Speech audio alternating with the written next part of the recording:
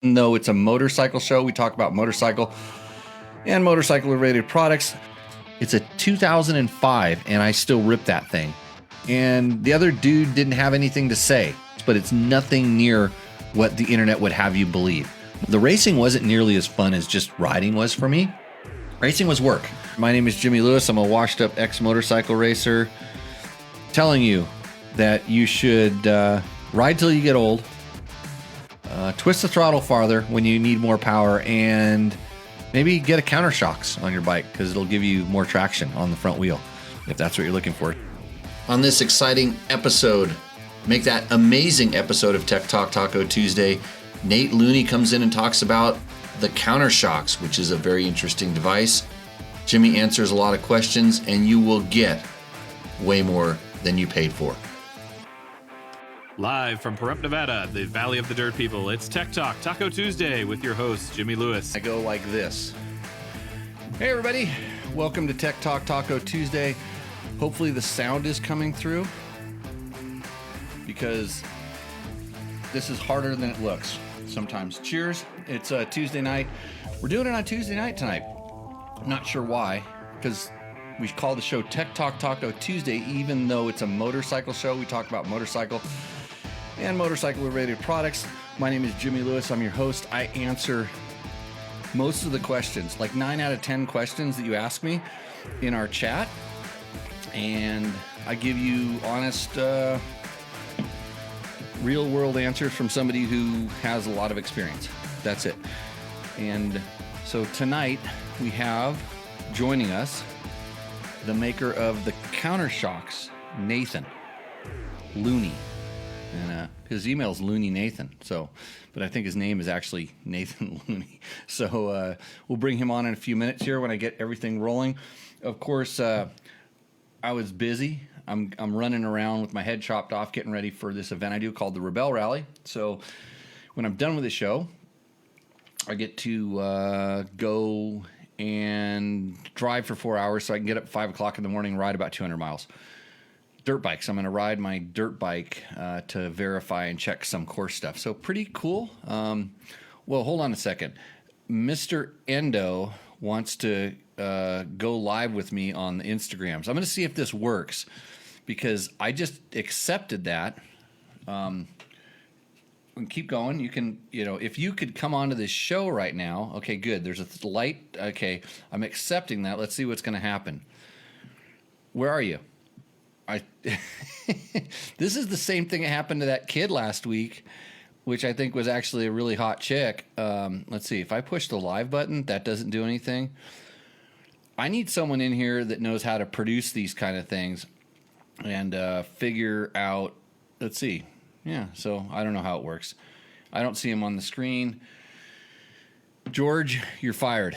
You don't know how to make the internets work very well. What you should do if you're watching on the grams is go on to Facebook, on Dirt Bike Test Facebook, or our YouTube channel. And if you are watching this in the future, like if you're from Australia and you're in the future, start doing the mean comments right away, because I went through the comments and like good 30% of the comments on some of our videos all came from the other side of the world. So like when we flush the toilet, it goes there, but evidently they're trying to give some back. So we got some pretty good comments on some of our videos. So that's what we're doing here on the show. Thanks for joining in. Of course, this would not be possible. This is episode number 205 of Tech Talk Tacos Tuesday, brought to you by Yamaha, Taco Moto, Scott Sports, Climb, DDC, Trail Tech, Fasst Company, Bulletproof Designs, and of course, Double Take Mirrors. If you want to help support us, you can also click through our Amazon and Rocky Mountain MC links, which are available on our website. Just go to the Support Us button, click there. If you're going to make a purchase over at Rocky Mountain MC ATV, by the way, a couple people were asking me about my pipe on my KTM 300. They're like, what kind of pipe is that? And it's one of their Lex pipes. So if you're looking for a pipe and you're having supply issues with some of the other guys, which I for sure was, and I really wanted a stock replacement just because I really like the way the stock pipe works on that bike, that fit the bill. So something to check out over there. Of course, if you're looking at some of our modified 450 off-road shootout and you see some of the stuff that Trevor did to those bikes, you can get a lot of that stuff over at Rocky Mountain MC ATV. And if you click through our link, then it doesn't cost you anything. We get a little share. It helps me keep doing this. And that way we can, I'm going live with Mr. Endo here. I'm trying. And I don't know why he doesn't come on the screen. Maybe there's another button I have to push. Do I have to give a happy face? I don't know. That doesn't work. No, that's a mood. I can do something else. You can see the front of my computer screen now. That doesn't work. Wait, something else popped up when I just did that. 3. Let's see. Dirt in this room. Oh, invited. Yeah, so there's a room someplace. Now what do I got to do? I don't know. Invited. You're invited. I don't know what else you can do. Maybe there's some place where there's a virtual room going on, and I have no idea what it is. So, anyways, Jesse G just saw the Rebel Rally stickered Ford Bronco on the 985 north of Vegas today. There will be 65 of those, not Broncos necessarily, but 65 competitors in this thing, and it's an all-women's off-road navigation rally. They do everything by map and compass, and my job is I'm the course director. I help figure out where they're going to go and then run checkpoint crews and things like that. So that's my thing. Facebook user says, also been a while since I've been watching, so forgive me if you've talked about it. What's your thoughts on the new Enduro Pro models from Husky or KTM Hard Enduro Editions bikes versus regular models? I don't know because I haven't ridden them yet. Generally, when KTM does like a pro or factory edition model, it's bling stuff. It's stuff that you look at more than makes a difference. Sometimes the triple clamp is altered. They usually don't do on the motocross bikes. They're released a half a year before the regular model, so they'll do like a 2024. I don't even know how they do it now. It's so they would release the 2024 and a half, and then they would make the 2025. But on the off-road bikes, they've just been releasing ones that have different color combos. I think on some of the Huskies, some of the components were a little bit different, like the brakes and everything. But I don't pay attention to every single thing. You're getting basically the same bike. So, like when Beta does an RR edition, it's different suspension components. And some of the other manufacturers have taken this to a different level, like Honda with their CR450 Works edition. They actually had different mapping inside of it, slightly different cam, I think. And I knew it had an exhaust system. I don't remember. Every bike is different. It's hard for me to remember all the specifics. In Kawasaki, I haven't ridden their SR, but evidently that's changed a little bit. So, yeah. I don't know the specifics, but it really kind of depends on what you're doing and what you want to do with it, if it's going to be better or not. Generally, they look a little bit different, and that's what's going on. I don't know how to do your request to be live, so if you want to be live, you can call into the show later, because I've got a guy that I got to text right now, and then as soon as I text that guy, we can... Let's see here. I got to text that guy. How do I text this guy? Which text is it? Oh, boy. Here we go. Here. Text. Okay. Call in any time. There we go. So now I have to plug him in when he gets called in. I'll plug this in here. But that means I have to hang up on you Instagrammers. Since Instagram is such an instant thing, I will see you in the near future. And we will, come on to the live show, ask questions over there. If you ask questions, they were scrolling up on a screen that I couldn't see. And sorry. And now, bye. Okay, share. Here we go. Now, I have to plug this in here to make this work here. And I go like that. And welcome to Tech Talk Taco Tuesday. Hey, how you doing? Good. Let me make sure the volume is okay. I think it is. So, am I right? The name is Nathan Looney. Yeah, it's not Looney Nathan, although I've been called Looney for a long time. Yeah. So, yeah. The funny thing is that your email is Looney Nathan, though. Mm-hmm. Okay, Yeah. good. Okay, I got it. I got some of it right. Yep. Anyways, did we meet at the AIM show last year? Yeah. You were walking around with Mike and checking out the stuff at AIM, and yeah, we talked quite a while, and you kept side eyeing the Countershox, and was glad to see you wanted to try it. So. Well, it's interesting. I have some experience with this in a couple of different forms, mostly on a supermoto bike, but on the rear swing arm is where it was attached. Right. And so basically, the Countershox is well, how would you describe it? Like, what's your technical term for what you call it? Well, there's some people, and it's not exactly technically correct. It's been called a inertial damper is one other name for it. That other people have called it a tuned mass damper. Each of those things have a very specific definition. This actually doesn't fit exactly either of those definitions. Part of the difference is like a tuned mass damper doesn't really have a bottoming component, and this, for people that don't know, it weighs 1.5 pounds, and there's weight in there moving around, and when it does bottom, it makes it causes a particular reaction, but most of the time it's just in there resonating against what vibrations and trying to stay in place, basically. So calling it an inertial damper is correct. It's really close.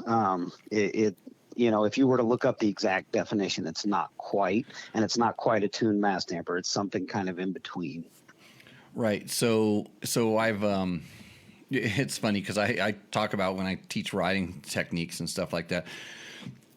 When I tell people that when you stand up, in theory, you can technically lower the center of gravity by standing up, but it's not really the truth. So all of a sudden there's things like polar moment of inertia and all this other physics stuff that I don't understand in, like, if you're going to put it on numbers and stuff, I can kind of draw it out on a chart. I could draw a diagram and give you an idea, and somebody will say, oh, that's this, and it's a cross between polar moment of inertia divided by like, whoa. So all things aside, it's essentially it's a fixed cavity with a weight that oscillates up and down inside of that cavity. Yes, exactly. Is it? Yeah, and it had to. There was a lot of sort of engineering because you couldn't. If it doesn't move enough, it's basically becomes dead weight. If it moves too much, it's in there slopping around and making noise. It also can create an out of phase situation if you were to build one that was way too soft.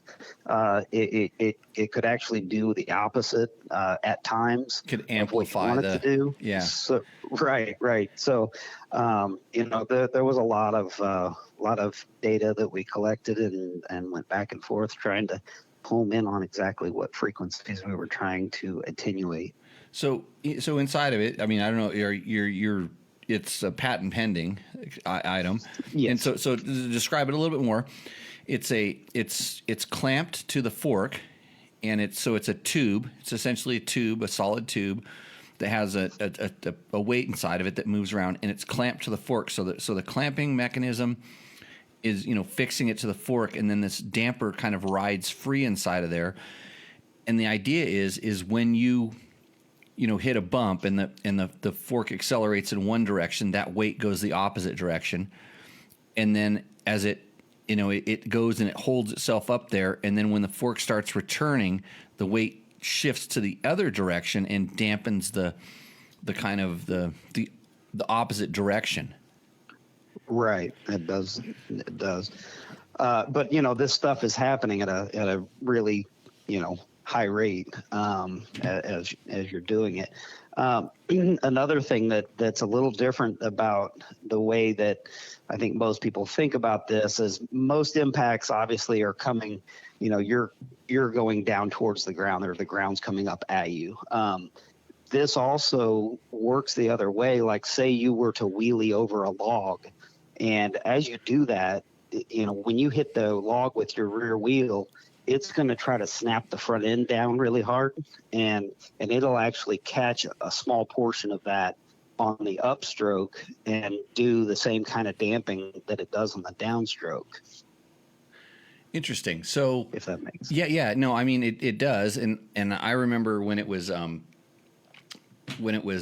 being done on the rear, and what it was really counteracting there was the rear wheel chatter that you were getting. And it was kind of previous to them really understanding the effect of a slipper clutch, because a slipper clutch could take some of that away.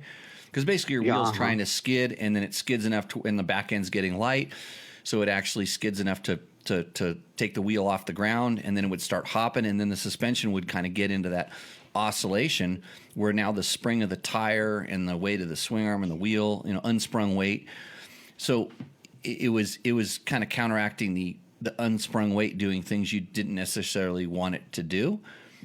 And so this is, I mean, there's some of that with the unsprung weight of the front wheel and the lower forks that are, going, it's probably going out of phase in the opposite direction of those, correct? Yes, it is. Yeah. And so, all technical aside, it's funny because I watched another video this week that was somebody explaining something else that I wasn't super familiar with. And they started getting into the weeds on it. And I was like, oh, I want to understand that, but I don't know enough about it to do it. But I'll tell you what. So I saw it.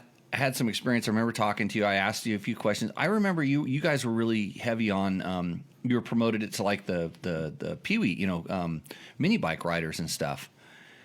And or at least it was on that bike, and a lot of your literature, I think, talked about that, and then kind of like learning. Right. We've still we're still kind of working towards that. We actually have quite a few of them made, and we'll be releasing those in the next couple weeks. But yeah, we've been trying to get them prepared for the 65s and 85s. They're a little bit lighter, so we had changed some of the stuff internally, and obviously the fork clamps are smaller, and we're trying to make sure that we make a clamp that will fit on as many bikes as possible. But the best part about the kids stuff is kids are, and adults are horrible at it, but kids are even worse at giving you feedback. They don't know what you're doing. They, is that better or is that worse? But, after riding with this device attached to your bike and putting it from bike to bike and not really seeing a drawback in almost any situation, you know that you can put it on your kid's bike and it's going to improve it. Right. So, I had So I'll tell you just so I saw you popped into the chat once or something and asked if we were interested in trying. I said yes, absolutely. Sent one out. Finally got it on the bike a couple weeks ago. Put it on. Did some really quick back to back. Just clamped it onto a Yamaha WR250. Clamped it on. Rode a little bit. Took it off. Put it back on. Took it off. And I'm like, oh yeah, I remember this feeling. And right away, and I know there's in our chat is Troy Hicks, who is definitely a believer in this because he loves his and talks about it. And so straight away you could feel it doing something. And the interesting thing is it just, to me, it just feels like more traction. And I was trying to figure out how I would explain this. And so there's certain things you do to your bike to make it more comfortable, and I do a lot of them. Number one, I put flex handlebars on pretty much every bike that I own, that I ride. Mm-hmm. And I have bad wrists, and the shock that comes through, more so the chassis than just the forks. But if you have a kind of a stiffer fork setting or a fork that not really plush, it goes up into your hands and affects that. And if you start tuning the fork to the point where it's mushy, you know, where you get rid of some of that, then you lose handling character. And so, Right. okay, so I put the flex bars on my bikes. The other thing I do is I put steering dampers on my bikes. I run the Scott steering damper most of the time. It's just the one that I find is the best all around. And that really doesn't have anything to do with kind of up and down. That's more of the side to side. And Right. and because it, especially when the high speed kicks in, and it doesn't deflect, it absorbs better, if you know what I mean. Instead, it's so the fork actually, you can run a stiffer fork, and the damper does some things. And so another thing I do a lot of times is, you know, mostly for you know, for I want to call it for safety, just for not getting flats, is I run a moose. And so the moose has a certain characteristic that dampens a certain way and doesn't deflect like an air tube and a pneumatic tube would, and different things. So there's all these different things you can do. And the one way I would describe this is, and if somebody wants to know what it feels like, if you've ever gone from a tube to a moose and the bike gets that sort of dead feeling in the front end, it does, I want to say some of that. I want to call it like maybe 70% of that kind of feeling, but which is a good feeling, right until the point where the moose doesn't, it feels kind of mushy and you don't get that real responsive steering, which you don't get with the inertial damper. So if there's way to describe what it does, and somehow it's just, and I saw the chart that you sent me, and I'll ask a question about that in a little bit. I saw that it's basically on the return, it returns quicker. Like if the suspension compresses and then rebounds down, it goes to what we would call like a static position, like a neutral position, without oscillating a little bit, and it does that quicker. And that's kind of what you guys are finding. Yeah, that'd be I'd say accurate.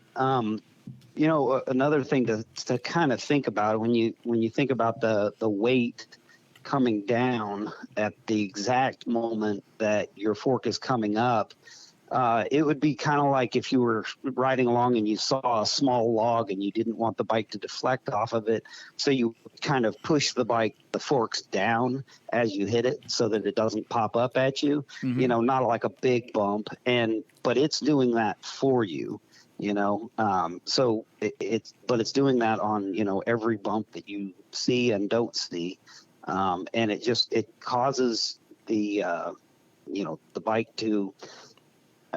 Another, I'll just kind of explain one other test that we had ran, and this actually was just surprising that it showed up in the data. It was we set up like a 10-minute hare scramble course and went out and rode it. And in that 10 minutes, the bike topped out 63 times, which, you know, who knows how many times. I've never counted something like that before. But then we put the Countershox on and went out and rode the same loop, and we only topped out 20 times in the exact same loop, same rider. And then we went back and forth, and that was the case almost all the time. And so what that actually told us is all those small bumps causes your front end to actually rise up above natural sag.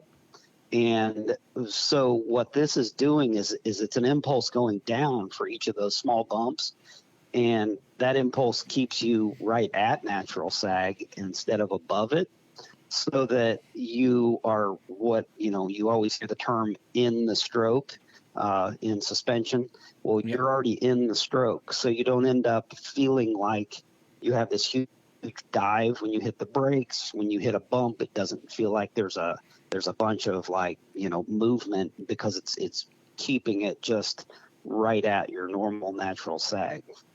Yeah, that sounds like what I'm feeling kind of when you're riding. And when you talk about like riding up that log and you compress down. The reason you compress down is so that it springs up, and then you get full extension of the stroke, as opposed to riding into it kind of packed.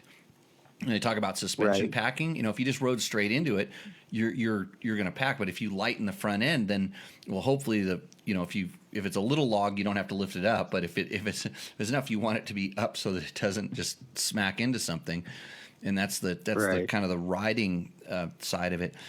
So what I'm going to do is we have this this device called the Moto Click, which is you can mount it onto the bike, and it data logs the suspension.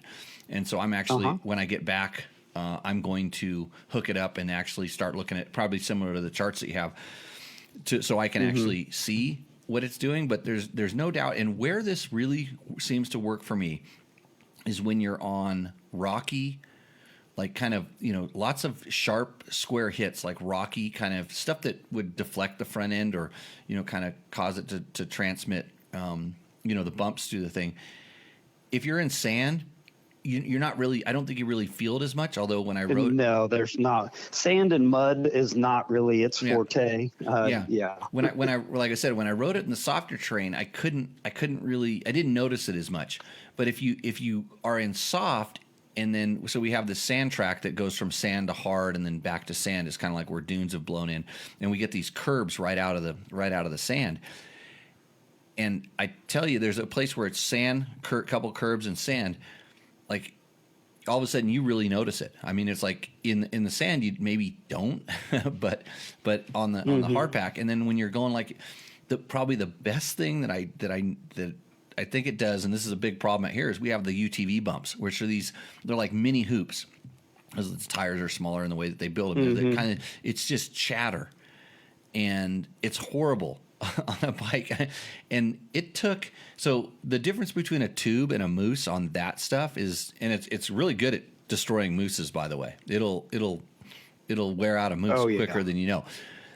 But the difference when I was riding across the UTV bumps was pretty huge.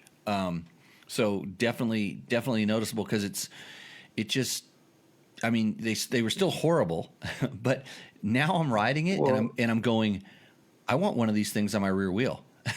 Because the front wheel generally in this, the front wheel's all over the place. It's trying to move. It's not tracking properly, and the rear wheel feels pretty good. And then you're kind of on the gas to lighten up the front, and kind of plow through these things.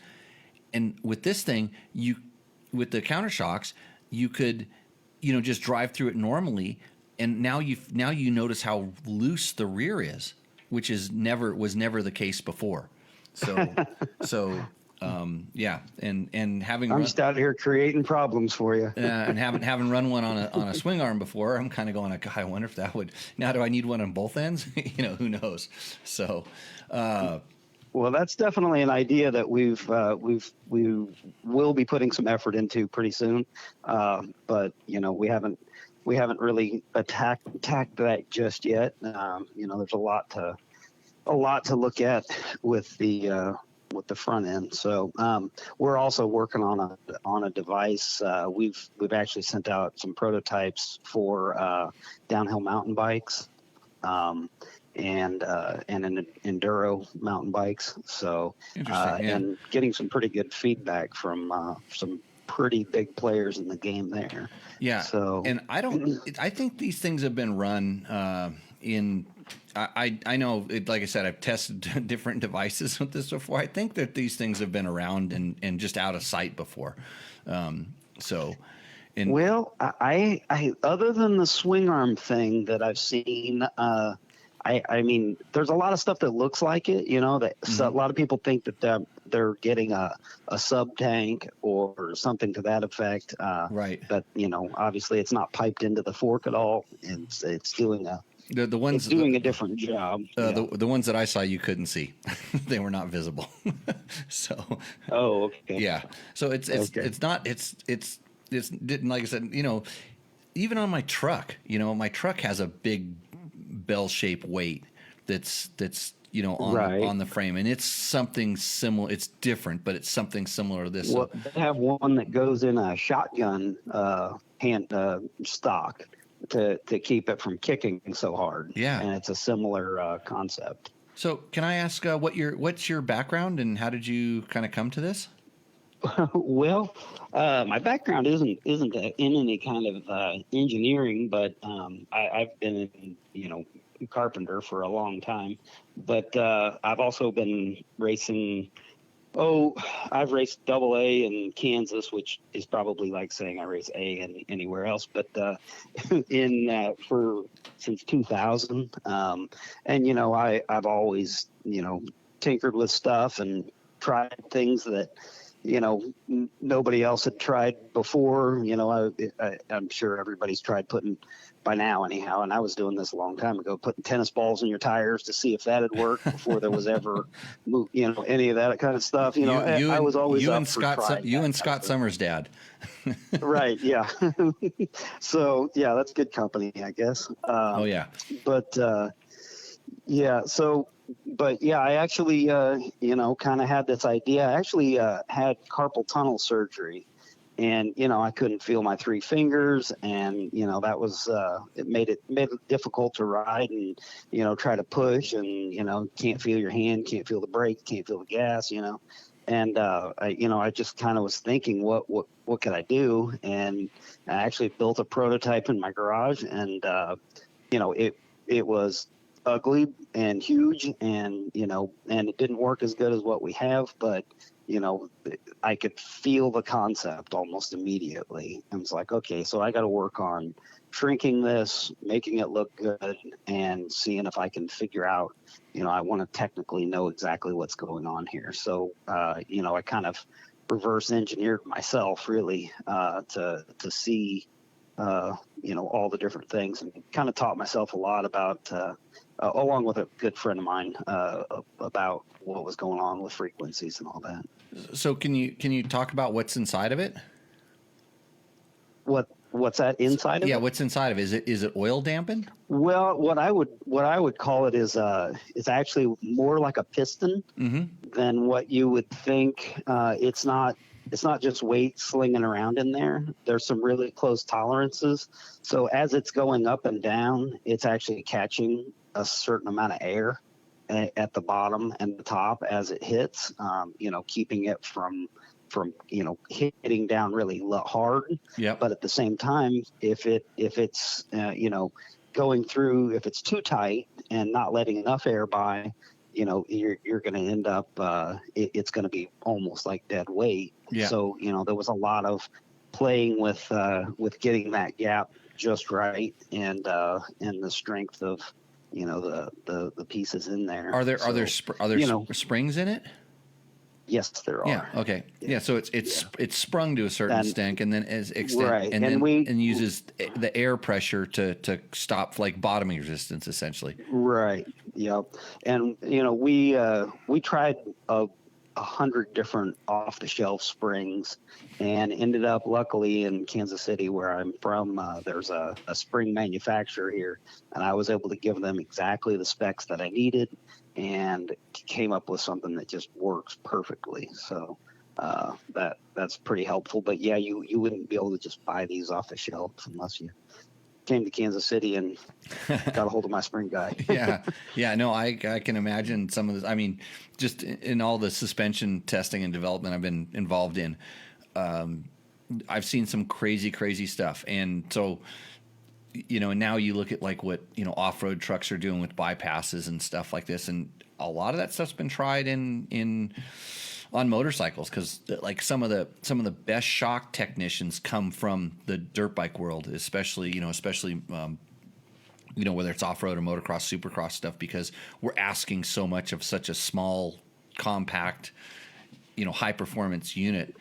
And then when you can all of a sudden get things with bigger size and volume and all this crazy stuff. So I can only imagine the different things that you've done inside. And just even talking, I start thinking about some of the things that I've tried before. I'm like, God, I wonder if that, you start thinking about, okay, what if it was adjustable? And, what if it had longer travel and all these different parameters that could be involved in that. But that was something else that I initially built into the design of it. But I found that basically once once you have the right frequency, you can make it worse, but you really can't make it better. If because all you do when you, like, let's say you were to preload that spring that's in there, too much. Well, as soon as you do that, you're limiting its range, and it's doing less of the job that it did. And having zero preload on it gives it, makes it, it's like, well, there's really not a reason to have that adjustment that I can tell. And I know you don't want it bottoming out or topping out. No, like no, in a hard way, in a clank. Right. Yeah. Yeah.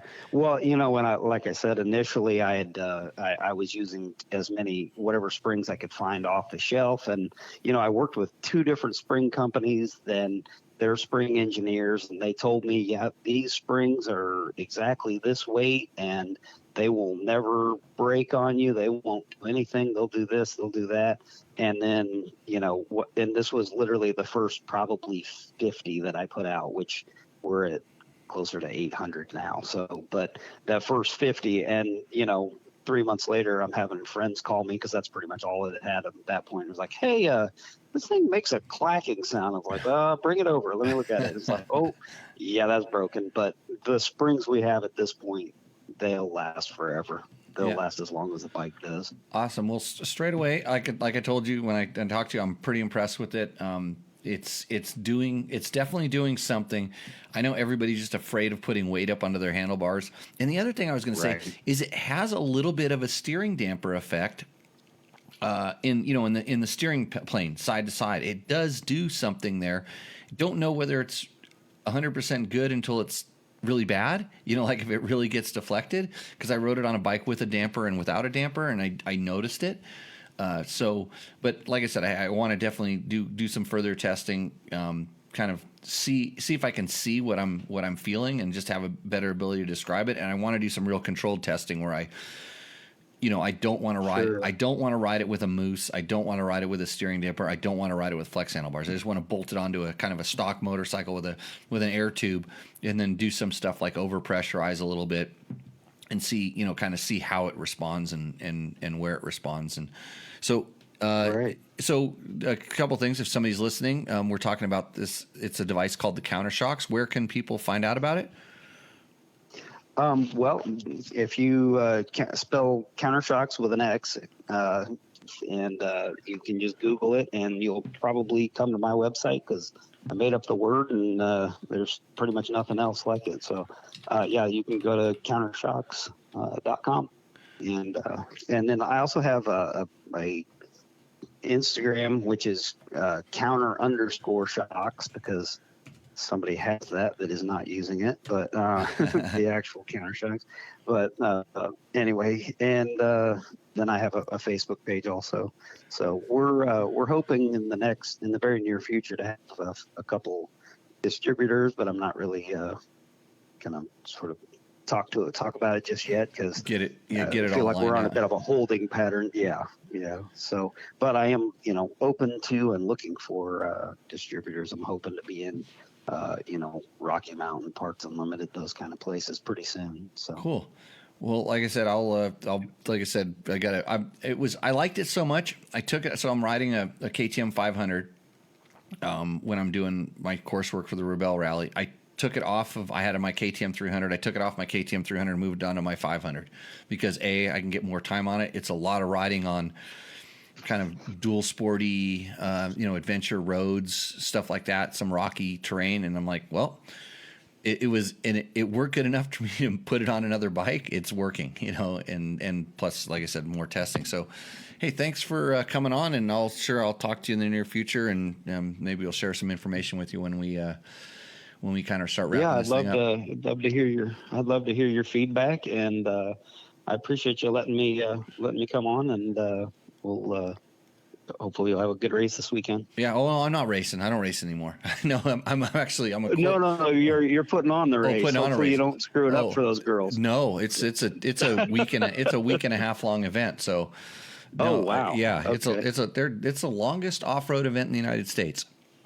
So Rebel Rally. So cool. Well, thanks for calling in, and we will see you out on the trail, Nate. Okay. Thank you. See you. Bye. All right. Bye-bye.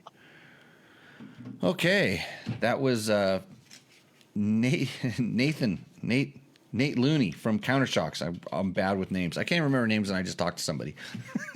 So we should have a review up on that at some point in the future, but not right away, because unlike most influencers, because we're not, we don't just grab something and go, yay, it's great, and then write something about it without fully testing something, especially when something's newer technology.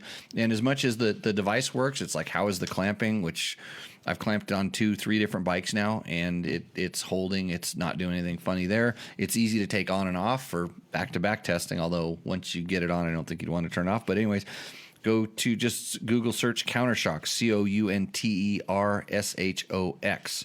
I threw it up there in the chat if you're curious, and we have a lot of people in the chat that have, talked about this, and I think the untapped market for that is sort of this, dual sport adventure type rider, because it's really comfortable. But then, like, if you want better front end traction when you're racing, there's no problem there. And it's one of these things. If it works, you'll start seeing a lot of people begin using. I know we have a few people in the chat, the chitter chatters, that have said they've been running them since they came out, and really noticeable in cobbly terrain, says John Shoamir. John Shoari. No, there's no R. I wish Logan was here to help me pronounce some of these names. Do listeners get a 20% discount? Says Chris Schnowit. I don't know. I didn't go there yet. So I'm going to go back on the question. There was a question that I missed earlier, and it was a good one, but I'm going to see if I can't scroll on this for some reason. My screen doesn't work very well. So I'm going to go to John Bailey's question. 2007 CR450X Recluse Radius X clutch issues ? Okay, what? I don't know. I've put them in 2007. I've had them in older Honda CR450Xs. I had it. That was one of the original bikes that we tested some of the Radius X's in. And I left it in the bike for a long time until we started using the one that I had as a rental bike, and we wanted to have a real clutch in it for the schools. So I didn't have any issues with them. John, maybe you can explain what's going on. Oh, and Chris says that discounts on the Countershox. Oh, well, I'll give you a discount on the show. You can have it for 20% less than you're paying for it right now. Hopefully that helps out. By the way, no 20% discounts for my sponsors, on them paying me, because I need it all. Yamaha, Blue Crew. I'm a Tenere rider, Tenere T7. I've been doing some shock testing on the Tenere for Tour Tech on some pretty new stuff. Been trying to smooth out my throttle, and I have a question later about that. But if you're looking for the best all-around adventure bike, in my personal opinion, Yamaha Tenere T7 is your go-to for that. Also, tonight we will not be doing Takamoto's Rooster Endo, because I didn't have time to organize it, and we only have a few submissions, and that means that the pot is getting bigger, so it's going to be like a huge bonus round of Rooster Endo when we finally get to that. Takamoto.co if you're looking for parts for your bike, especially if you're on a KTM, Husky, Gas, even the Honda CR450 L and X. They have a lot of stuff for that. Check them out at takamoto.co. And if you have questions, they are really good about getting back to you. So if I can't answer your question, and if it's really specific to one of those, actually any bike that they know about, they know the answer. They're dealing with this on every once in a while. And Gregory Edinger says, are you still on board with Shoari? Yes, I am, Gregory. They've been a long-time sponsor of my off-road riding school. By the way, that's www.jimmylewisoffroad.com. And if you want to take a class, email me. It's easy. My name at my website, which is www.jimmylewisoffroad.com. Go there. Our schedule is announced. Our October class is starting to fill out. If you think that you will not learn something at my class, I will make you a bet. I will give you a money back guarantee, and all you have to do is email me. I'll explain how that works, and you can come and be a better rider. It will be the best $1,250 or $1,500 that you spend on yourself. It's almost like going to counseling, but you'll become a better motorcycle rider. And everybody goes, well, why does it cost so much? It's like, you should see my insurance bill. I'm basically giving this class away. Actually, I worked for a long time before I make any money because of insurance. Thank you very much. Climb. I packed up a bunch of bitchin' climb gear today to go ride the Rebel Rally because I know we're going to be in freezing cold temperatures when we start, and then we're going to be down in super hot temperatures when we end. And Climb has the gear that has the versatility to make me comfortable all the time. Okay, Ryan, I'm going to get to your question about JIS versus US Phillips screws and which brands they are on besides Yamaha. JIS is slightly different profile and the proper type for carb screws and master cylinder screws. So this is something for maybe someone that's more familiar with the tool industry than myself. I will tell you that I have a lot of tools, and I know that some tools don't fit in certain. If I put a Phillips screwdriver in there and it's that narrow angled pointy one and it doesn't grab the sides, I don't try to spin it. Or if you put the fat one in there and it doesn't go in, I don't try to spin it. I know I have both of these different types of screwdrivers someplace in my toolbox. It's just the same as, SAE versus metric or Phillips versus torque versus whatever. There's so many different kind of things and specialty stuff out there. I'm not aware of which manufacturers using which kind of screws, but just try to use the right tool. So, yeah, there are. So I've always had Craftsman tools. I had them when I was younger, and then now they're harder to get, and I think they're frankly junky now. Like a lot of stuff that used to be pretty durable, but there's some, and yeah, I use some Harbor Freight stuff, and I don't have much Snap-on, but I've found Snap-on at swap meets, different things. So yeah, a bunch of different tools, and just try to use the right tool. Let's see. Steven Stanton says, how do you submit a pic for Rooster Endo? You send us an email, and you tell us a little bit about your bike. So it's about how much enjoyment we get out of profiling your bike here. We like a good photo. We like some good information. You don't have to give us we used to call it Roost Endo for sale because people are trying to sell their bikes and getting free advertising for it. So, so still on board with Ferrari.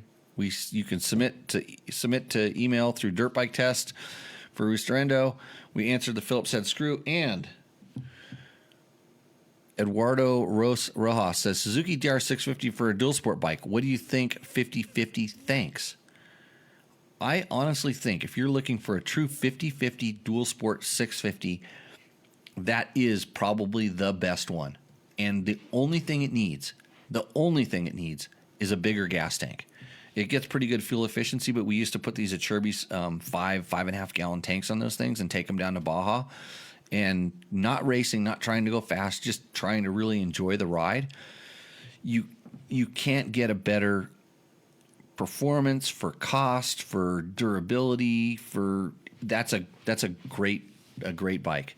The KLR 650 kind of comes with some extra stuff, but the performance isn't quite there. You go to the Honda 650L, you get kind of a funky package. It's not as comfortable. Suzuki's low. It's just very comfortable, easy bike. I think it's better than the much more expensive BMW and KTM's in that kind of zone. We did a dual sport shootout at Cycle World magazine back in, I want to say 90 something or other. That bike hasn't changed. It won. So that's all I know. Dave Donnelly says, since Skylar and Ricky are on HRC, any chance they're coming on the podcast soon? Well, I don't know about Skylar because I haven't talked to him, but Ricky will. What I do is when I work with Ricky with navigation stuff, I always kind of schedule it to start on a Wednesday morning, or we ride Tuesday and I make him stay here on Tuesday night, and he just gets suckered into it. And then he usually tries to sell a bike or two on Roost End or for sale.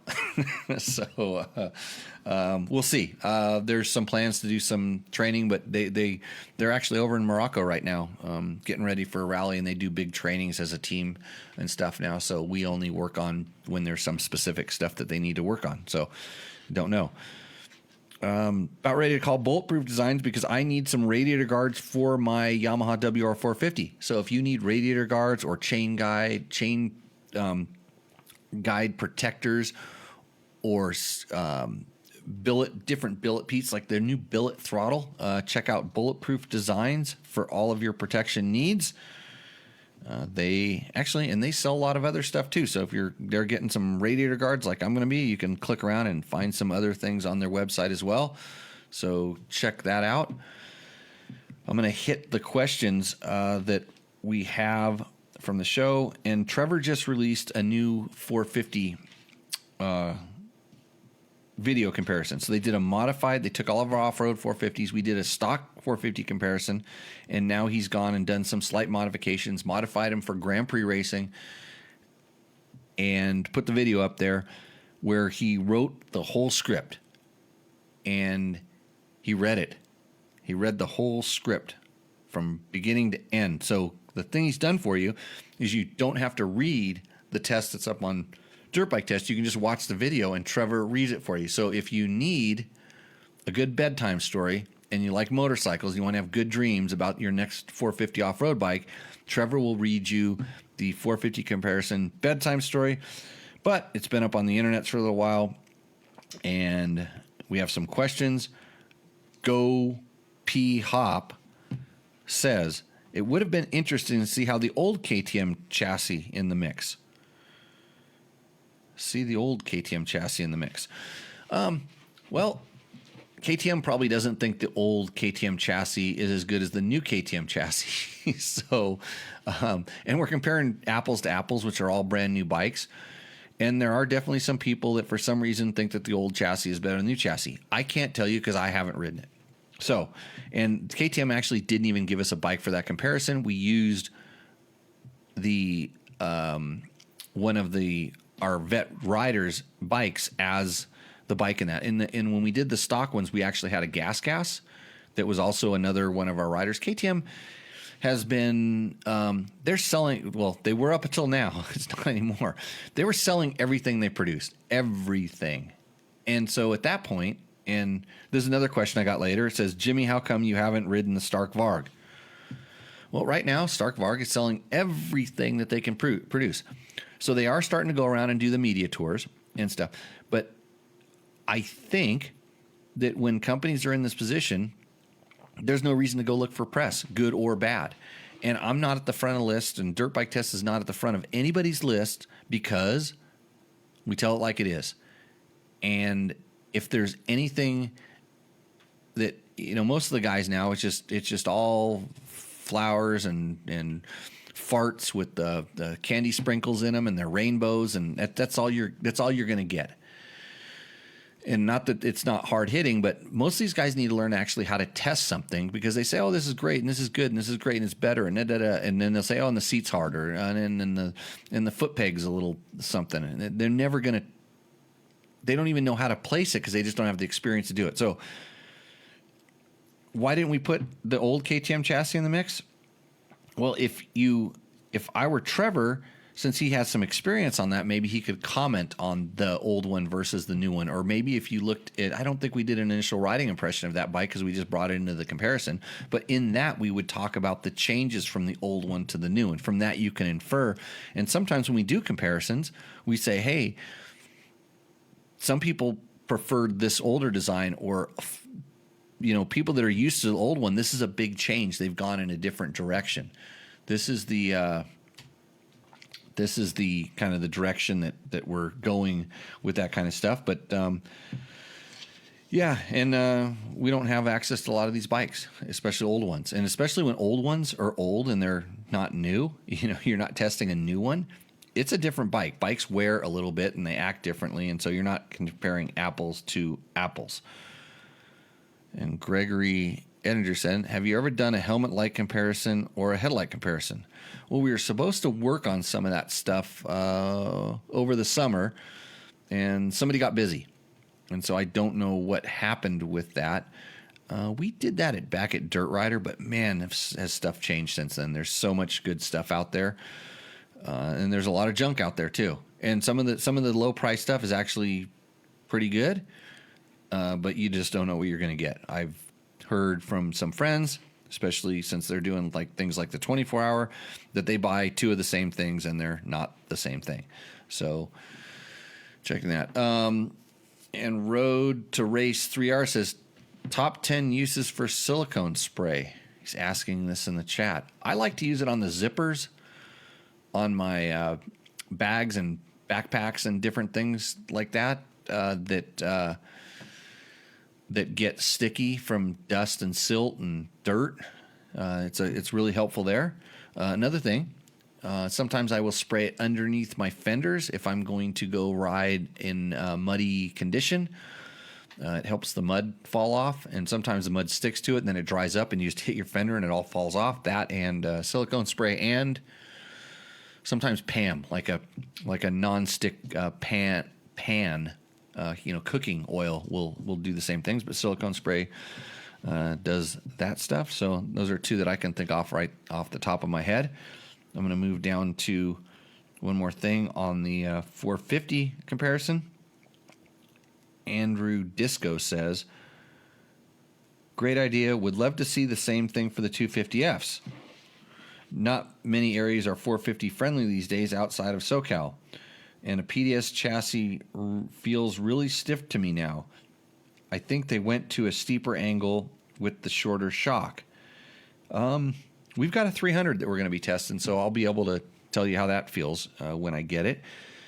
And because one of the things they said about the KTM is they think that the new XCW might be better than the XC for the feel, especially for the vet riders that they were trying to get out of that. So good question, Andrew. Yeah, we'd love to do a 251 too, but ask Trevor how much work it is. Because everybody thinks it's just like we get all these bikes and we just go ride them and then sit around and talk about them. I didn't even get a chance to ride them. So I just had to read Trevor's script, and then I edited it right after he recorded it. So none of the edits went in. So if he says something funny or it's not described as good as it is in the written version, blame me. So on to the next one. Side Wide 1999 says, absolutely awesome video. I think most riders make some mods to their bikes, and some small ones can make a big difference. It's great to see how these bikes compare, as most people own them. So Side Wide, I have never been a big fan of doing modified comparisons because modifications are personal. And this is where you can, and I really tried to steer Trevor in this direction, and he did a good job with it. Is in the stock comparison, there were complaints, and so you focused on the complaints to make the modifications to kind of make that stuff go away, i.e. the bigger gas tanks on the bikes that we complained about, the fuel tank size. The suspension, they tweaked on all of the different suspensions based on the kind of the collective rider inputs, but I promise you that the settings that they came up with were not specific to some of the riders, and that may have adversely affected the bikes. I'm pretty sure they were specific to Trevor and Todd. So, and you know, everybody has you have your own type of, what you want, kind of a feel you want, and that's why you prefer a certain bike. And they go into pretty good detail on that in the comparison. So, but you know, when we start talking about, like, they put Recluse clutches on some of them, but not in others. And I actually thought they should have put Recluses on different ones. You said which one would you put the Recluse on, I would have put it on a different one. I probably would have put it on whichever one I favored the most because I like them. And So those kind of things. Same thing with steering dampers. Flex bars. There's all the stuff I put on my bike. I'd want to put it on every single one of those bikes because I know it works, and that's what I did on my WR. And I wish I had the video done, but went on another job description. On Tech Talk Taco Tuesday at FJE8687 says, "Rip a KLR unlike any mortal dirt bike man." Okay. I have a video of me ripping a KLR. So we got a KLR last year, and I did a quick test of it. I call it quick because it was only 500-600 miles. It wasn't the thousands that we like to put on stuff like that. So yeah, I did that. Thank you. Black Dog ADV says, "I took Jimmy's dirt bike class and he made me work hard to complete it." Great review. And he was talking about the Cove when he wrote that. And I'm not sure why those two things go, but Black Dog ADV, thank you for commenting on the video. And I'm sorry I made you work so hard. Actually, I'll tell you something about my school. I need to do a whole podcast on Better Rider about this because some other school, I won't even mention which one it was, they talk about their Dakar heritage and the history of Dakar and how and all this stuff, and I'm like thinking, you guys don't even have an instructor. Your instructor might have gone and watched Dakar. I know a school where a guy actually finished on the podium at Dakar. So he did advertising for me. So for that, I say thank you. So if you want to learn from a washed-up ex-Dakar racer, come to Jimmy Lewis Off-Road. We have openings in October.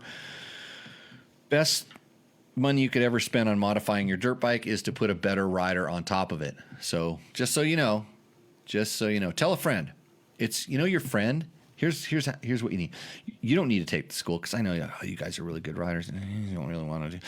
Like, it would be weird to come and hang out with me for 2 days and I don't clap when you fall over and say you tried real hard. I go, dude, what happened? Like, let's not do that. I want you to be safe, efficient, faster, relaxed. I want you to be able to ride your motors. All this crap I talk about on this show, like how I feel stuff on a motorcycle. If you're not riding properly, you're not going to feel any of this stuff. So, Dave Donnelly in the chat says, Honda is racing their new electric MX bike in the all-Japanese nationals. Trey Kennard is riding. Stark has just gone one step back. We won't know. We don't know. I wonder.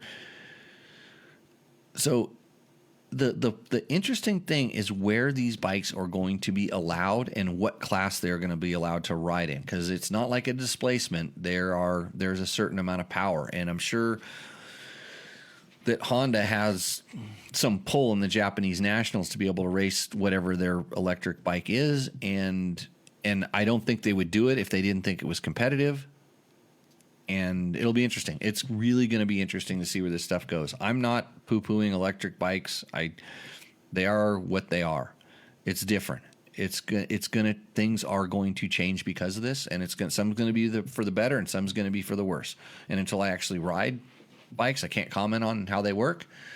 It'll be interesting to see what that does. I need to fix that box up in the corner because in the video, this box up here, I wonder if I can do this on the show live.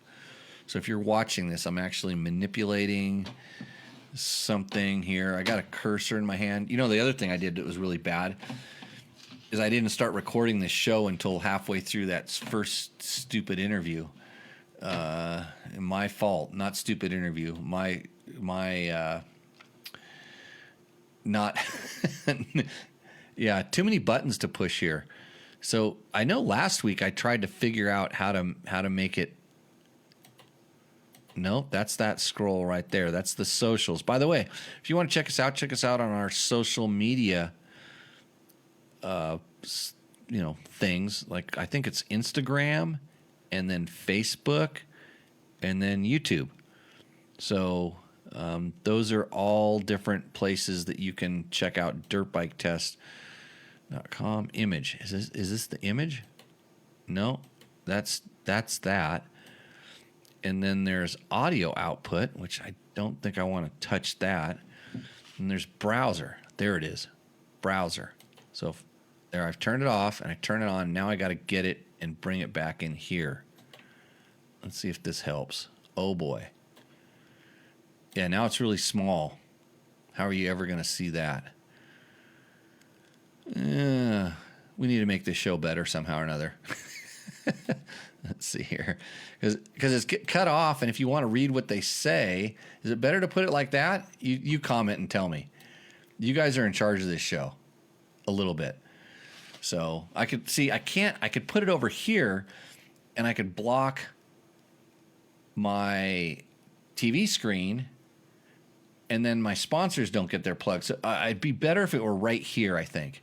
This way, you can see what people are saying, and you don't have to look at me. So I'm just going to do the show like this. So right now is the time to comment, because everybody's going to see what you say. And everybody says that that's just fine. Thanks, Countershox. And if you want to know how to spell Countershox, that was Nathan, who was on the show earlier tonight. That's how you spell it. So anyway, actually right now, this way I can eat. Well, I can't eat and talk at the same time. I could eat my dinner. And you can pinch to zoom. There's a lot of stuff going on that's really above my pay grade, but this is how it works. So at this time, I've decided that we're going to do a quick commercial break, and I'm going to come back and finish all of the questions I have on the sheets and get to your questions. The defending champion, the all-new Yamaha YZ450F.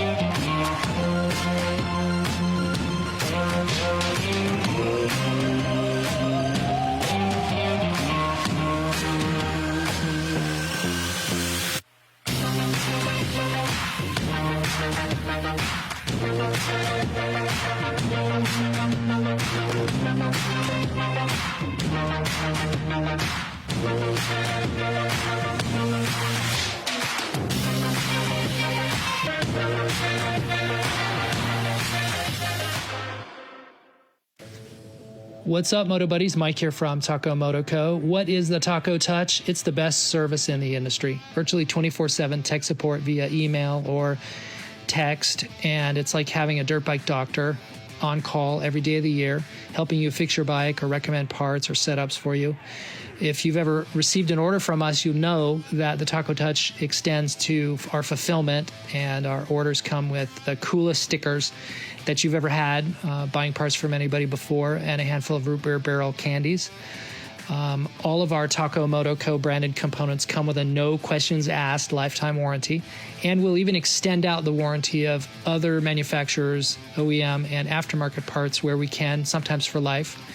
We test and tune endlessly and exhaustively and obsessively. We're trying to destroy everything that we can before you get your hands on it, to look for weaknesses and to improve it, or to make recommendations to the manufacturer. And if it's something that doesn't meet grade, then we don't offer it on the store. Everything that we carry is something that we have personally used, tested, and ridden and raced, and knows meets the high Taco Touch demanding standard. Go out and get some adventure.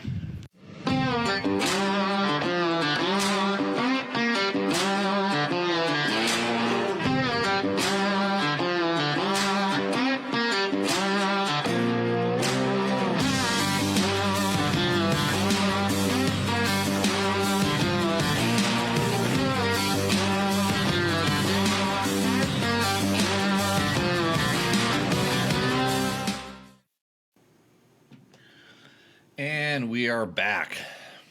And the chat says I look great like this. So I'll leave it like this for a little while. That way I can kind of finish eating here. Well, Doesn't make for good audio, though. This is a podcast. It's a pod show. Just do it on my free time here. I'll put it back up here somehow or another. I'll put it right there. I know I can fix this. Actually, yeah, it's not for you guys to worry about. Get back to the thing. So somebody says, how do I protect my pinch bolts on the fork axle? What do I use? Bulletproof Designs. Bulletproof Designs. And then there's this other plastic company that makes one, but they don't sponsor the show, so I'm not really going to talk about them. I would, but they should really, because I wouldn't just say that I wouldn't. I'd tell you that why their stuff is really good. But the good thing about the Bulletproof Design ones is I use the ones that do not have the big giant disc protector on it. And if you're a fan of the show, you go back about 20 episodes, you can probably hear me rant about front disc protectors. And then yesterday I was riding a bike that had a bent front disc, so just stop it right there. But Bulletproof Design has some really nice ones that protect the fork lug, and I'm not worried about the pinch bolts. I'm more worried about the bottom of the fork, because if you whack that right, it's really hard to get the bolt out of the bottom, the cartridge holding bolt, that big lug that comes out of there makes it pretty difficult. So that's the thing. That's good. I can read, and it's not blocking the TV. Good. Well, make sure that you don't type a too long of a question, because it runs off the edge of the page. You know how that happens, somehow or another. Okay, back to the thing. Mike KMET says, Jimmy's getting underserved by George. That last shot was a Canadian-like shot. Short, eh? Well, George tried to overserve me on the other show. It didn't work out that well because I talked so much I couldn't drink what he was pouring. And tonight I am not drinking that. So just having a beer with dinner. And then Chris Schnowit 3060 says it's Monday night, because he's referring to when we uploaded the last show onto the YouTubes, because when I got done with the last show, I took off and went riding or something like that, and evidently the show doesn't load itself. So I'm sorry. You should talk to my production department. Hey, production department. Somebody wants to know, where are the Tech Talk Taco Tuesday t-shirts? They're right here. Right there. This is one. I'll show you the design if you want to look at it. Actually, I can show you the design even better probably if I go to, I think this is called a Logan shot. Logan camera? Oh, Logan camera's dead. So, yeah, we're working on it. As soon as I get my production department to handle the form to get them processed, and then I talk to the mailing department, we'll work on that. Riders Oregon 4474 says, I don't like ABS on a car. Too many years of driving on ice without it. Now, how that applies to whatever, I think he's talking about us talking about the Cove, because it has ABS on it, and that was one of the biggest complaints we had with it. We should have taken it out, so I believe that's what he's talking about. Lowbrow 7661 says, yo, how's that YZ125 in the background? He's talking about my Tenere video, I believe, and that one YZ125 is awesome. It's a Yamaha Blue Crew. It's a 2005, and I still rip that thing. And all I just do is keep putting pistons in it and running it. Actually, I put a brand new. I got a carb off of a 23 to put on it, and it really helped because my carb actually was wearing out. Ask me about how that happens. So that's an awesome bike. If you're looking for a killer 125, the new Yamaha YZ125. Available in vintage colors, kind of like this YZ250, but much different. That's the picture I like to hold up because Trevor and his boys. He has some guys that think they're rad photo models, and they're not that rad. So got a lot of comments about the helmet. Everybody wanted to know, how much money did I get paid to wear Biaffi helmets? A lot. The old Biaffi rep reminded me that, and somebody said that the spike on the top of the 6-day helmet was it was Spike that actually said that. He said bad Photoshop work. So what's next? M. Munter 10. This is one of the guys from Australia. Says the other dude can barely get a word out. And I think he's talking about the Cove video also. And the other dude didn't have anything to say. So I just kept talking. And when I tried to let him talk, it's a long story. Watch the video. Some people aren't made to be in front of the camera, like me. I can talk, but I'm not made to be in front of the camera. On a CRF 250F video, it's some user something name, auto-generated name, says, they make anything to make them faster. Seems just such a woman's trail bike. So, I commented back to this guy and I said, yeah, they make a throttle. It's on the right hand and you turn it farther. I actually have in my possession 2 of those CRF 250Fs, our test bike and one that I bought. And they go plenty fast. We ride them around on our flat track. They work just fine. So enjoy them while you can. And then when you find the end of the throttle a lot and you want to go faster, get another bike. Don't modify those bikes. Those bikes are fine the way they are. When you're working with play bikes, like unless you're working with like kid mini bikes, you're modifying it just to be cool. Do not modify a CRF 250F, the family one. Don't modify a TTR 230. Don't modify Kawasaki's KLR 250, 230, whatever it is. Don't modify them. Ride them and then get a better bike and then sell it and let somebody else go through the same process. You can buy a 10-year-old used motocross or used off-road bike and you are in way better shape because the performance is going to be incredible. You're going to pay probably what you could sell your current bike for. You're probably going to learn a little bit about fixing and modifying, and the difference between a high performance bike and a low performance bike is the amount of maintenance and the parts that it costs, but it's nothing near what the internet would have you believe. Most of those bikes will run forever as long as you keep the oil fresh and change the air filter when you need to, and don't sit it on the rev limiter. That's it. So hopefully that any suggestions about changing sprockets, says FT Ready. Yes, use DDC chain wheels. Good sponsor of the show. Delaney Drive Components. They make stainless steel, last forever sprockets. I know they have a warranty. I've never worn one out, and I have a lot of bikes and been using them forever. Yeah, so use DDC stuff. He actually sells he'll sell you a whole kit, like chain and sprocket. They're matched chains and sprockets and stuff. That's probably the best thing. That's the best suggestion I can give you off the top of my head. But I actually did a tech tip the other day that I need to publish, but it's like one of those things I went riding instead. When you're changing the chain out, when you take your chain apart, the one you're taking off, when you have your new chain, so you don't get your fingers all greasy, just take the old chain where it's broken, pop the master link in there, connect them together, and pull on the old chain and pull it through, and you get it all the way through the thing, and that way you don't have to wheedle it through the countershaft sprocket and around the guards and everything like that. It goes right through the chain guide. You just zip on and off. That was a trick that I had practiced. I never had to do it because I never had to change a chain during like a 6 days in ISD and stuff. But if I had to, that's how I was going to do it. So just save a little bit of time and get your fingers less greasy. So Ron Wielder says, where can you get one of those badass TTT t-shirts? You will be able to get it here in an undisclosed amount of time. And if you ask Mark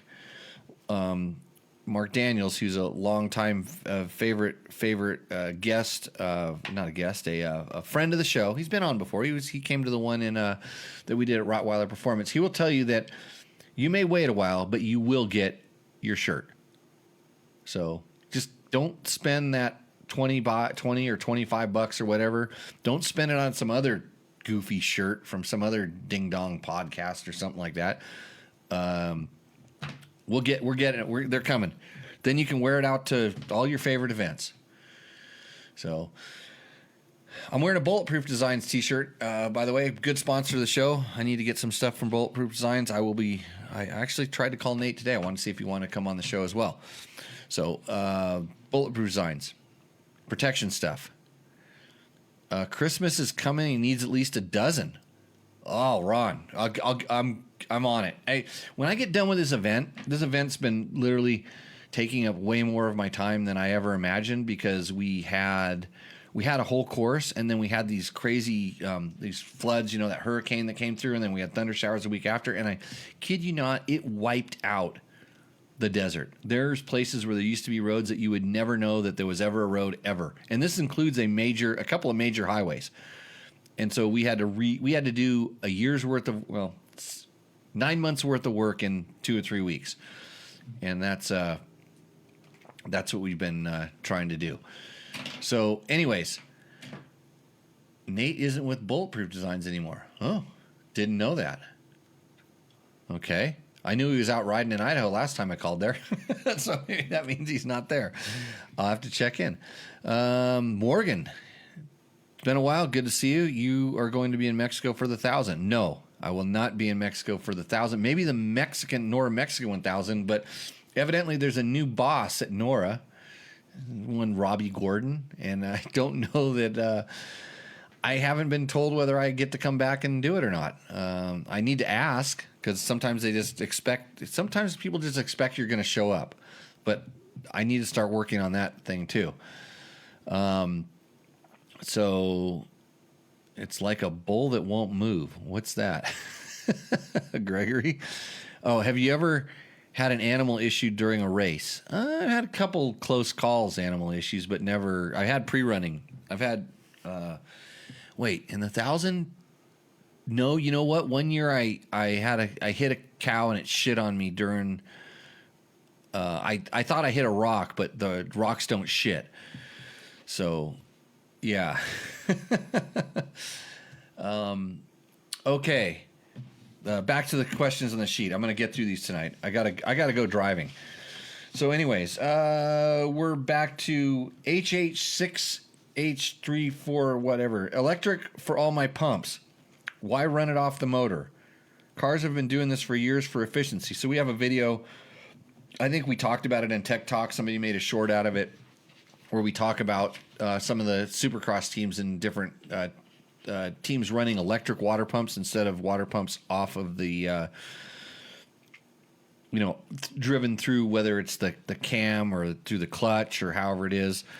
And we just kind of broke it down. I mean, do you really need to? I mean, what are you trying to get out of your motorcycle? And if you're trying to get 10/10 out of your motorcycle at a Supercross, maybe that little bit of drag that would put on, I don't really know how much drag. It'd be interesting. So I'm sure somebody can tell you there's a reason why they do it.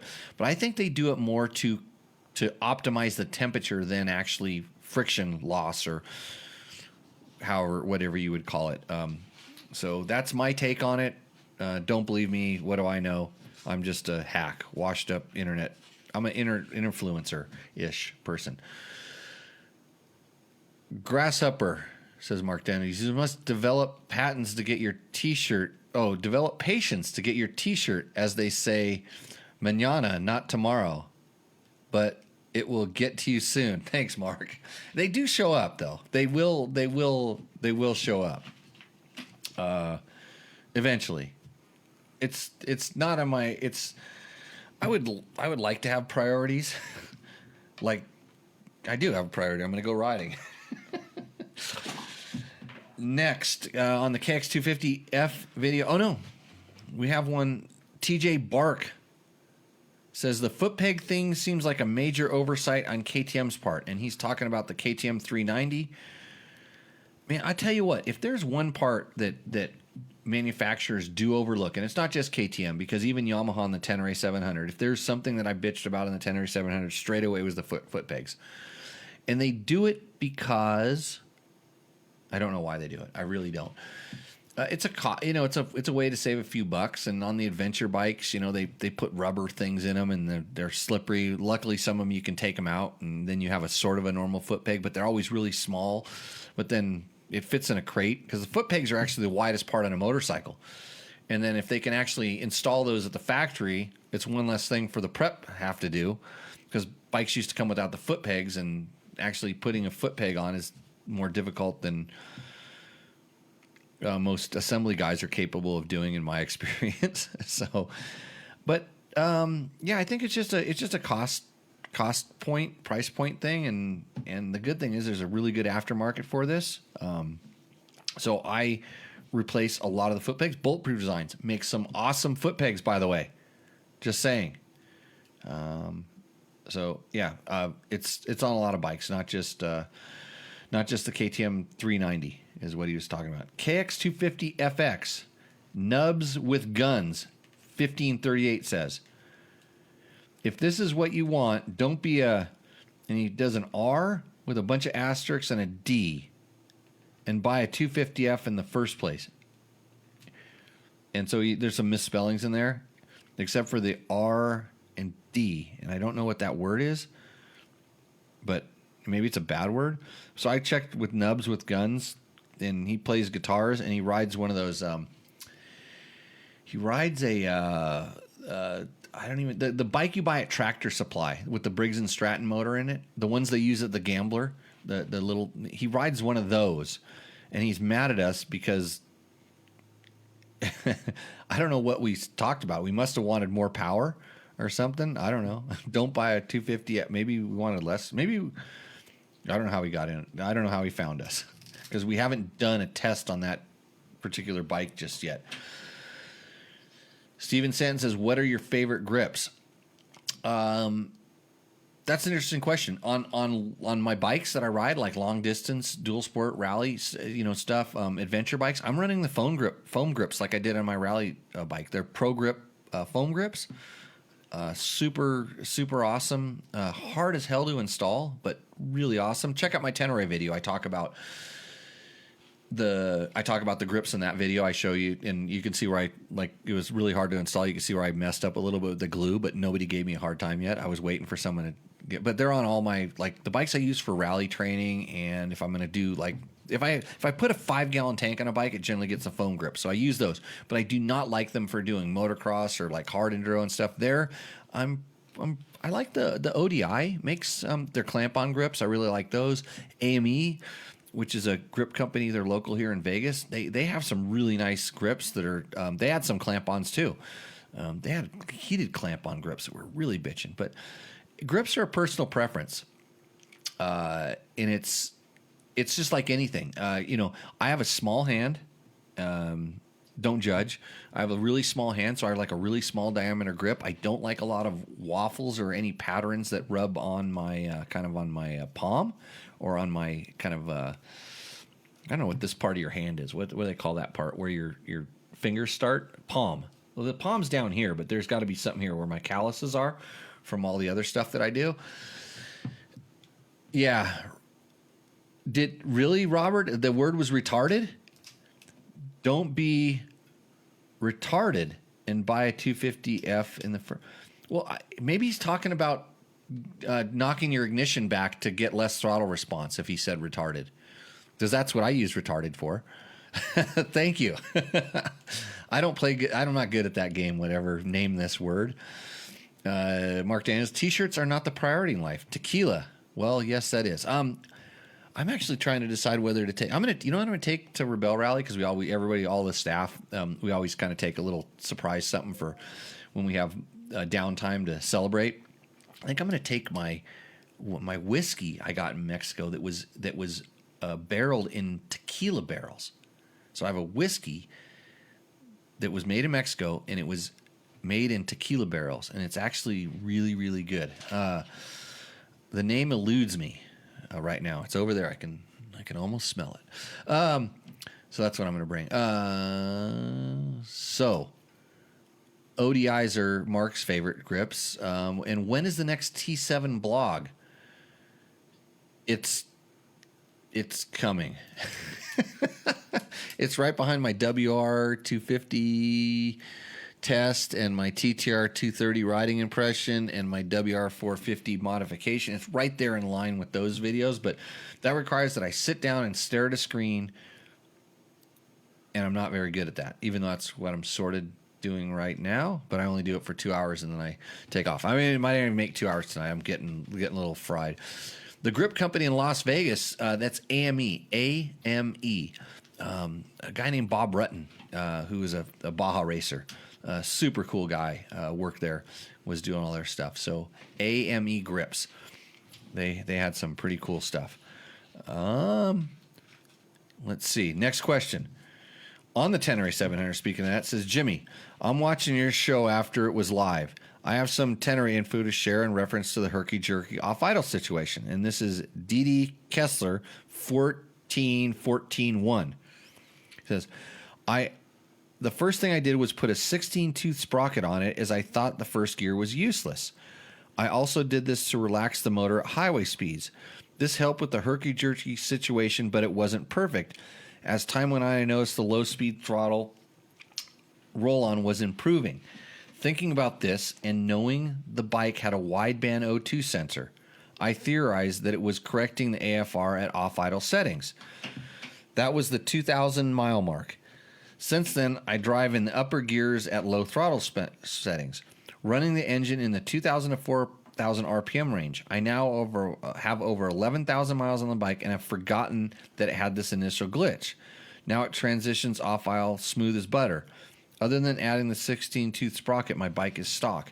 So that's interesting. I wonder if, what I'm trying to think is did you learn how to ride it so that wasn't problematic anymore, or did the bike like break in or age in a way that mellowed it out? So that would be an interesting thing to know. So I know, and I'm struggling still. So I put the G2 throttle tube on it. It's a more aggressive throttle, and in a lot of ways it helped, but in certain situations it made that bog worse.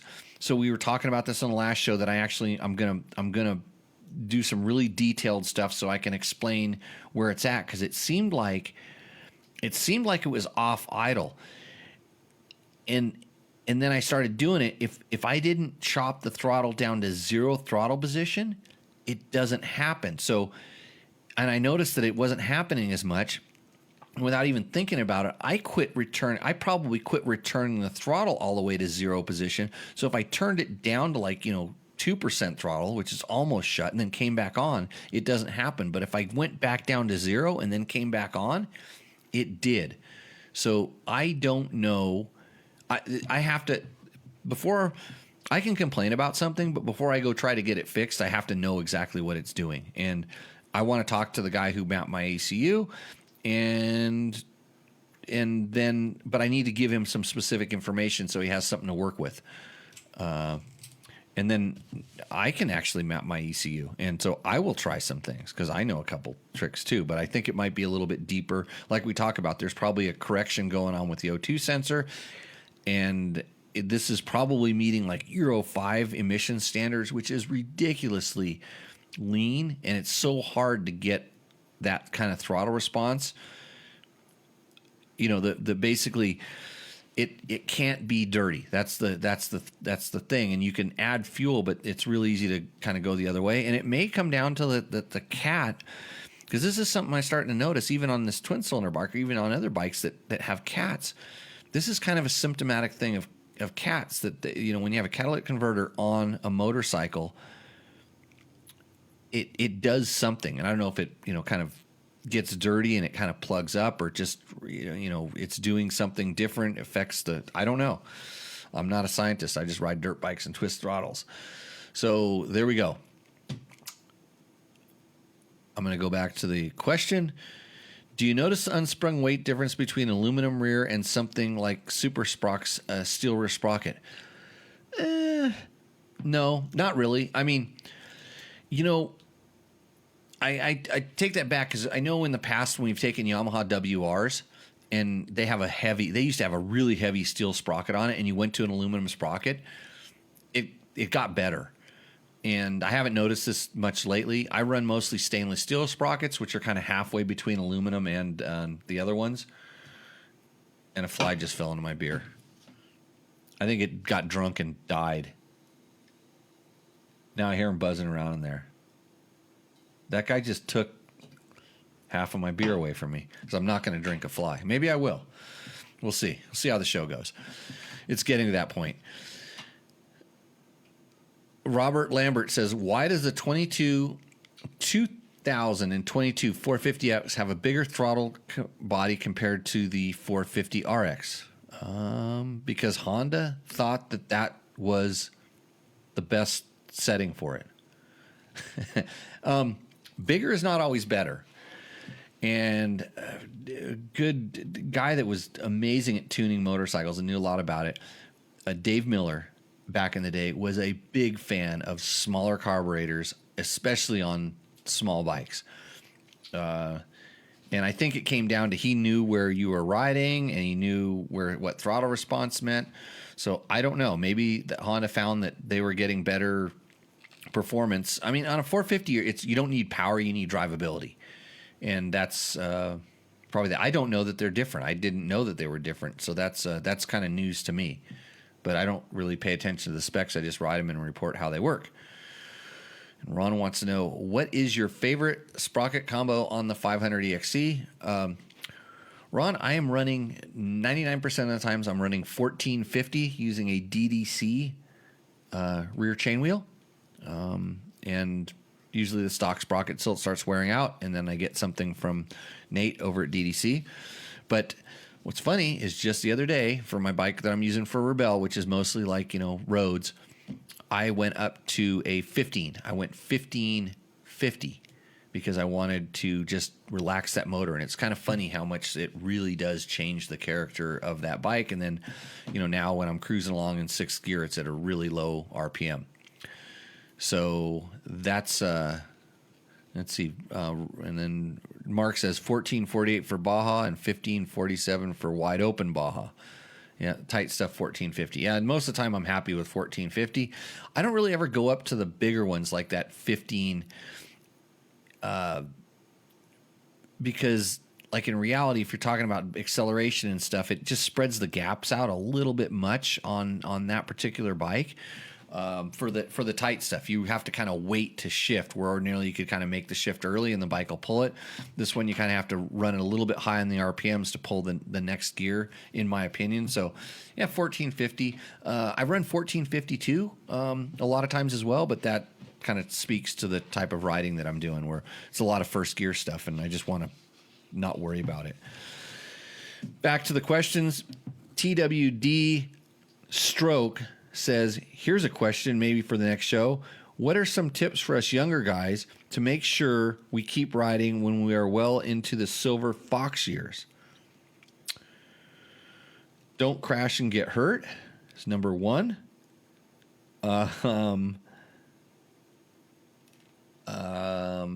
Keep it fun. I raced for a living and I managed to keep it fun. The only reason I raced, I wanted to race, and when I got good at racing, the only reason I raced is to get free motorcycles, to be able to keep doing it. The racing wasn't nearly as fun as just riding was for me. Racing was work. It was a job, and that's why I got paid for it. But just keep it fun. Don't be afraid to experiment with different genres of racing. Just because you're doing motocross doesn't mean you can't go for a trail ride. Doesn't mean that an adventure bike isn't in your future. Doesn't mean that you might like trying something like hard enduro or riding mini bikes or doing flat track or road bikes, even if you want. Like crazy. You can do, like, motorcycles are pretty fun. I had a lot of fun.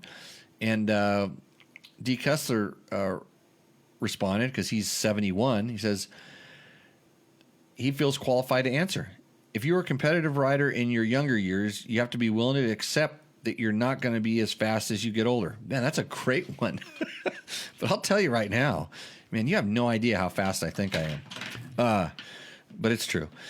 If you can't accept this and push, you will end up hurting yourself and then most likely want to quit. Again, back to don't quit.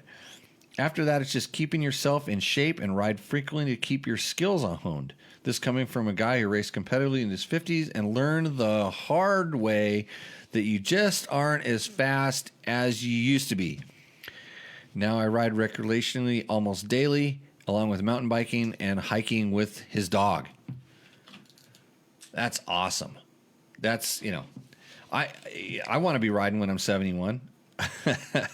I have not found anything that gives me the same joy and satisfaction that dirt bikes do.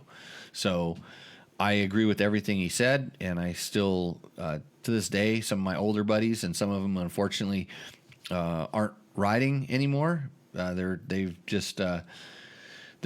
born on date. They want to, but it's funny to see how much they miss it. But the same thing, like, man, if I wouldn't have got hurt so much when I was younger, these come through.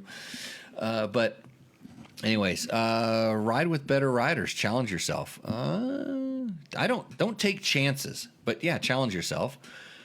I know what you can do. You come take my school. If you take it at a younger age, you're going to learn how to ride more efficiently, have more fun, be more higher skilled, and then the riding becomes fun. This is one thing that, for me, like when I go riding, because I do get to do other sports with guys that are really good at other things. Let's say skiing or snowboarding. I get to ride with guys that are awesome at that stuff, and I want to do what they're doing. And I realize that I haven't been practicing this my whole life. I just do it recreationally. And yeah, I want to do what they're doing. So when I'm riding and I realize how much effort I put in at practice, I really cherish the time I get to do it and how easy some of it is for me. That's really difficult for, other people. But you look back and it's like, yeah, you put work into this. That's why it's easier. That's why you know some of the stuff that you know. That's why you can do some of the things that you do. Like you probably, everybody here does something that they're very good at, and they've probably been doing it for a long time, and they don't even think about it. And unfortunately, for a lot of people, that's what they do for work. I'm lucky because this is what I get to do for work. I still really enjoy it, and I challenge myself, but now the limit is very clear. I know where the limit is, so kind of keep that in mind. Gregory says, I'm 65 now, and I saw the guy was 85 still riding. I decided the only way to keep riding at that age is to pace better, not race better. Yeah, I don't race much, and even when I do, I try not to really race. Because that was the one thing that I did learn, especially with my injuries, my wrists and stuff like that, is that, like, I don't know how to turn that off to a certain extent. And you just forget what you're doing. You just go into that, like, attack, kill, crush, destroy mode. And that's not good. So I try to take it easy when I race, even though and as I'm getting older, something I've learned is the more relaxed I am when I'm racing, the smoother I am, actually the faster I go. And this is what I was practicing back in the day, was how to go faster with keeping the heart rate down and the energy level low, because then you could always go faster if you needed to, but and then kind of know where the limit is. So anyways, I think we've wrapped up our all of our questions from what I can tell here. Yes, we have. I'd like to thank our sponsors again. These sponsors of the show, they're throwing us a little dough and supporting us so that you can get some of this information. My name is Jimmy Lewis. I'm a washed-up ex-motorcycle racer, telling you that you should ride till you get old, twist the throttle farther when you need more power, and maybe get a Countershox on your bike, because it'll give you more traction on the front wheel, if that's what you're looking for. So again, thanks to Nathan Looney for coming on, talking about the Countershox. Thanks for everybody that's joining into the chat. Thanks for all the comments. Tell a friend. All you guys in Australia with your wonky YouTube channels that are commenting on us, like, I'm going to come down there. No, you're safe. I'm not coming down there. I'm just going to flush more stuff down the toilet at you. So with that, everybody, we will see you out. Oh, hey, next week, no show. Unless George wants to Instagram it live on the tubes the use or whatever heck goes on. Just follow me everywhere, sign up for my school, and have a great ride. See you out on the trail. Cheers.